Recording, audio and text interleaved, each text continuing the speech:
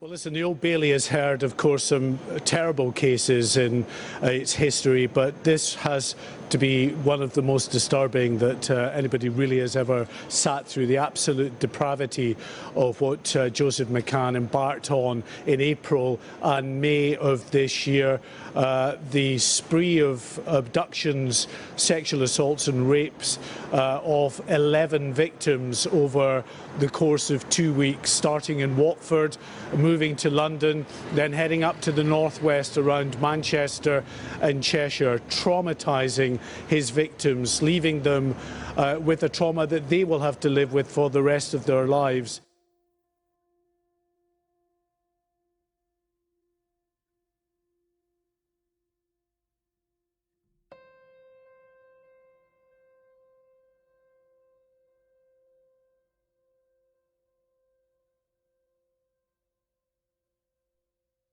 Born in London, England on the 8th of February 1985, Joseph McCann's crime spree started from a very young age. When he was a small boy, his family moved onto a council estate in Manchester, and it was around this time that his interest in criminal activity started. Aged just 11, he had his first run-in with the law, and by the age of 13, he'd already been convicted for theft. He and his two brothers created such fear amongst the community that following multiple complaints to the council, the family were eventually evicted in 1998. As he got older, more arrests followed, including carrying a knife, criminal damage, and the handling of stolen goods. He would set fire to cars and threaten children and the elderly. Despite moving, the brothers frequently returned to their old council estates and continued what was described by the newspapers and neighbors as a campaign of terror. It wasn't long before the brothers were all issued with antisocial behavior orders, commonly known in the UK as ASBOs. They were among the first people in the UK to ever receive this. The order banned them from entering the Beswick area and exhibiting physically or verbally abusive or antisocial behaviors in the city of Manchester. This didn't appear to have much of an impact on the boys, as they were photographed laughing and swearing at the crowd while coming out of court. In the Beswick area, crime fell by a third. And one supermarket claimed that their revenue had risen by £14,000 after the ASBO against the boys was given. Their lawyer claimed it was against their human rights, and they appealed the ASBOs 3 times. This eventually resulted in them taking it to the Court of Appeal in 2001, but these appeals were flatly denied by the court. In 1999, the McCann family moved again, this time out of the Manchester area. They moved to the south of England, where the brothers continued their criminal activities. Around 2007, Joseph was living in Bedford. He'd recently become a father, but was not present for the birth nor in the baby's life due to spending time in prison. He was released later that year, but on the 27th of December, he was arrested and jailed again for burglarizing an 85-year-old man's house and threatening to stab him. Fortunately, the elderly man had CCTV outside, and he was swiftly caught and sent back to prison in September of 2008. He was sentenced to imprisonment for public protection, or an IPP, in order to serve a minimum of 2 years and 6 months inside. His IPP was a form of an indeterminate sentence, meaning that when his sentence was done, the parole board for England and Wales would have to determine whether or not he posed a risk and whether or not it was safe to allow him back out. He would be on a 10-year-long license, meaning that if any criminal activity happened in those 10 years, he would be recalled to prison immediately. While in prison, various professionals and offending managers expressed their deep concern that he still presented a huge risk to society. One statement said that he posed serious harm to the public and known adults, as well as a medium risk to children, prison staff, and prisoners. They believed that he could also be a massive threat to teenage girls and showed signs of wanting to sexually exploit them. Due to the analysis of the professionals, his many appeals for release were denied, and he spent over 8 years in prison. While Joseph was doing time, his brother Sean was also serving a 2-year sentence at HMP Peterborough for assault. Sean took his own life while in prison. Joseph completed several rehabilitation courses and was eventually released on license in March of 2017. After he was released, he went back to Buckinghamshire to live with family, and then quickly moved out and off the radar. This meant his offender manager was not able to contact him or keep track of where he was. Despite his long stint in prison, he wasn't deterred, and the crimes just didn't stop. A few months later, he was arrested again and spent another 2 years in prison. When sentencing him, the judge told him that it would run concurrently with his IPP sentence. However, his offender manager team did not recall him on that sentence. If they had done, he would have had to appear before a parole board again before being considered for release. Unfortunately, this meant he was able to be released just halfway through his sentence. Staff of the prison contacted the probation services about their concerns surrounding the fact his sentence was not running alongside his IPP. They felt he was still evidently a very imminent threat to the public. Despite this, in 2019, he was released without appearing in front of a parole board. He continued to move around the country, evading his offender manager team's attempts to contact him. On the 21st of April 2019, his crime spree would take a much more frightening and sinister turn. At 3:30 a.m., he abducted a 21-year-old woman at knife point as she was walking back from a nightclub. He drove her back to an unknown house and raped her. Although he had told her his name was Joel McCann, he was identified the very next morning by Hertfordshire police. However, they couldn't locate him. Just 4 days later, he abducted another woman in northeast London and subjected her to a horrific sexual assault over the space of 14 hours. He was spotted casually making a stop to a drive-thru with the frightened woman in the back seat.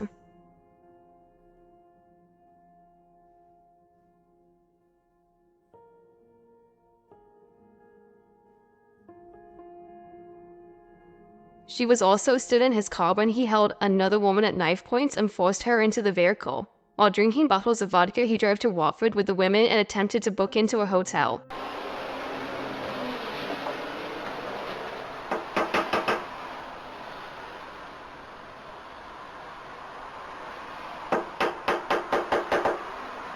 Hello? Hello? Hello? Hello?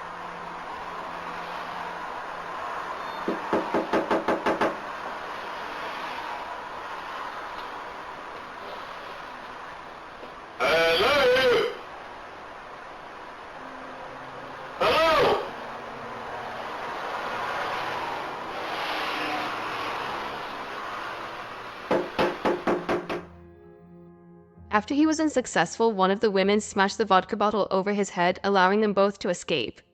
Investigators drew up a list of suspects based on previous offending, but as McCann had never committed a sex offense before, he wasn't on the list. These cases weren't linked with the 21st of April attack until over a week later.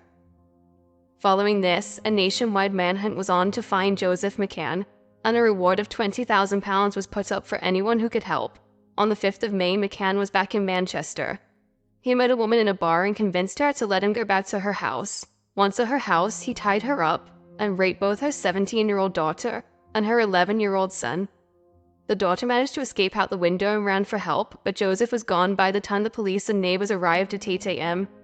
Around 1 p.m. that day, a suspect had been arrested and taken into custody, but it wasn't Joseph McCann. While officers were interviewing the wrong man, McCann had moved on and driven to Bury. At 1:30 p.m., he abducted a 71-year-old woman outside of a Morrison's supermarket. He attacked her and raped her.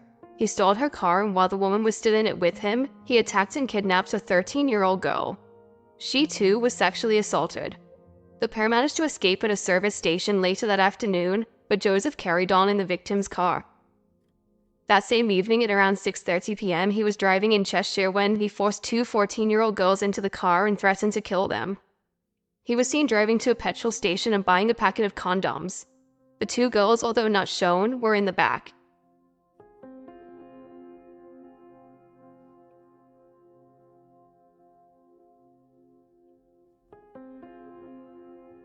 He was on a dangerous and disturbing rampage. Fueled further by cocaine and vodka, he had no intent of stopping, and there was no limit to how far he would take his appalling crimes. Joseph McCann was now the most wanted man in the country.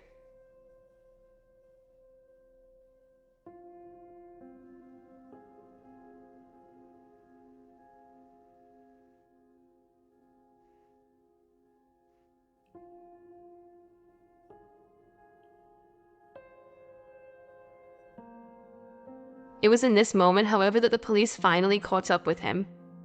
They spotted him in his car with the two girls in the back and began chasing him. Coming down the park street. Let me go.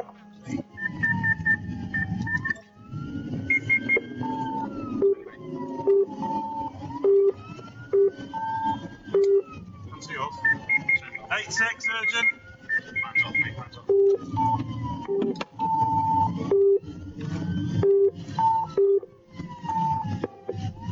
Oh, crash, crash, crash.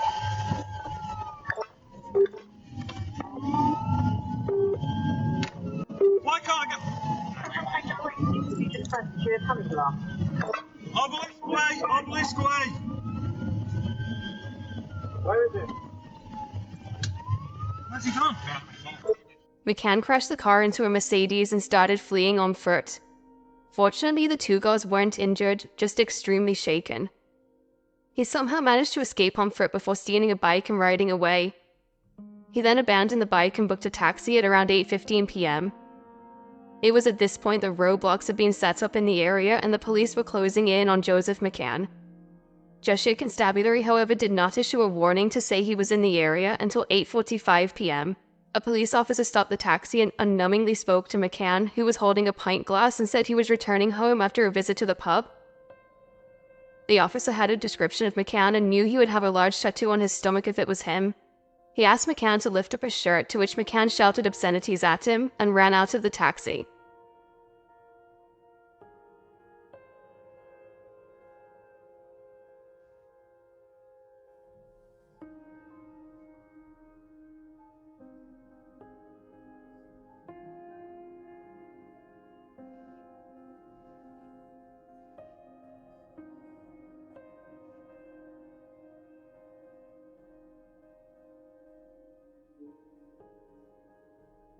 After almost 9 hours of chasing Joseph McCann in cars, on foot, and using helicopters, on the 6th of May at 2:36 a.m., he was found hiding up a tree down a rural country lane. After a long battle with negotiators, he was finally detained and arrested. He taunted the police by saying, "If you had caught me for the first two, the rest of this wouldn't have happened." He also claimed that the young girls in his car had just wanted a lift and he was simply helping them out. He entered a not guilty plea to all the charges related to the 11 women and children. On December 6th of that same year, he appeared via video link from Belmarsh Prison at the Old Bailey Courthouse in London. Mr. Justice Edis was presiding. McCann refused to come to court and complained that he was sleep-deprived and physically couldn't make it in. Not only did he show no respect for the justice system, he showed no remorse to any of his victims. He was tried and unanimously convicted of a shocking 37 offenses. The jury praised the victims for their bravery and courage in coming forward. Joseph McCann was given 33 life sentences in order to spend a minimum of 40 years in prison for his heinous and appalling crimes. The judge branded him a classic psychopath, and his violent and horrific rampage was described as unprecedented. Police believed that for those 15 days they were hunting for him, he was using a variety of disguises, cars, and false names. He was also being hidden and protected by various associates, and 6 people were arrested in connection with concealing him. The frightening and depraved acts that Joseph McCann had inflicted on so many people and communities enraged the public.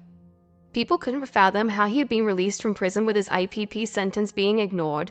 BBC News said that the National Probation Service had not followed the correct procedures, and following his 2017 arrest, he should have been made to answer to the parole board before being released.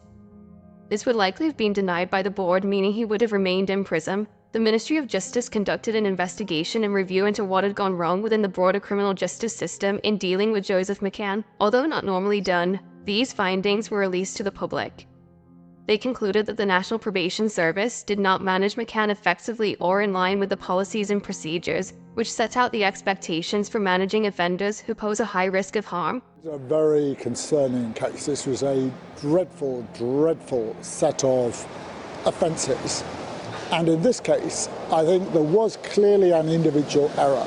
McCann should have been referred to the parole board after he'd committed further offences. They also found that the management of him as an individual was not consistent enough, with a high turnover of staff and subsequent files and paperwork that needed to be handed over being rushed. Other newspapers suggested that budget cuts and staff shortages within the NPS had a part to play in things too. After an internal investigation, one member of staff was demoted. Harry Fletcher, the former Assistant General Secretary of the Probation Officers Union, would say, "A recent parliamentary answer shows that one person a week is let out wrongly. There has never been a consequence as devastating as this."